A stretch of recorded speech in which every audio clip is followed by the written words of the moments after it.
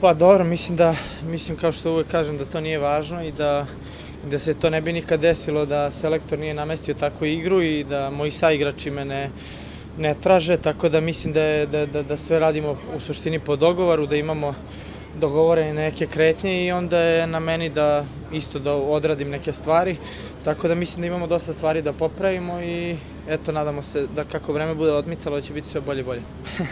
Pa dobro, eto, drago mi je, ali mislim da eto, ja čitavu karijeru mislim da nemam problem sa tim asistencijama i tim, tako da eto i sa golovima, ali kao što sam rekao nije to bitno, bitno smo mi uzeli 3 boda protiv jake reprezentacije, to je najbitnije.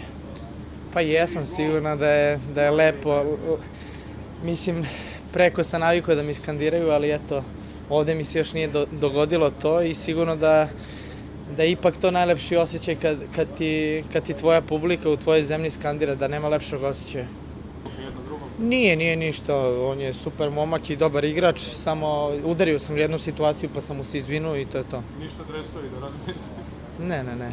Pa jesmo, čuli smo da su igrali 1-1, dobro, sigurno da je to dobro, ali kao što sam rekao, najbitnije smo mi uzeli 3 boda protiv Austrije, koja je sigurno jedan od favorita u ovoj grupi, tako da eto, drago nam je zbog toga.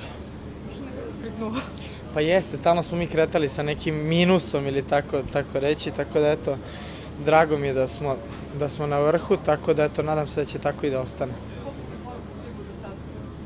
Pa dosta, nisam gledao telefon, tako da, kao što sam rekao, najbitnije smo pobedili, sad nebitno je ko će da rešava utakmicu. Lepšeg osjećaja. Nije ništa, on je super momak i dobar igrač, samo udario sam jednu situaciju pa sam mu se izvinuo i to je to. Ništa dresovi da radite? Ne.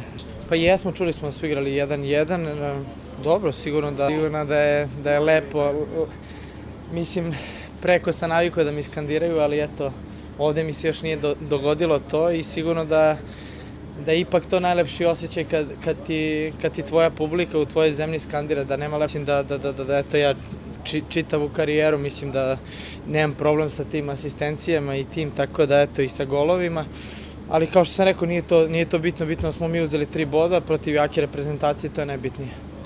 Pa jesam sigurno. Pa dobro, mislim kao što uvek kažem da to nije važno i da se to ne bi nikad desilo da selektor nije namestio takvu igru i da moji saigrači me ne traže, tako da mislim da sve radimo u suštini po dogovoru, da imamo dogovorene neke kretnje i onda je na meni da isto da odradim neke stvari, tako da mislim da imamo dosta stvari da popravimo i eto, nadamo se da kako vreme bude odmicalo će biti sve bolje i bolje. Pa dobro, eto, drago mi je, ali mislim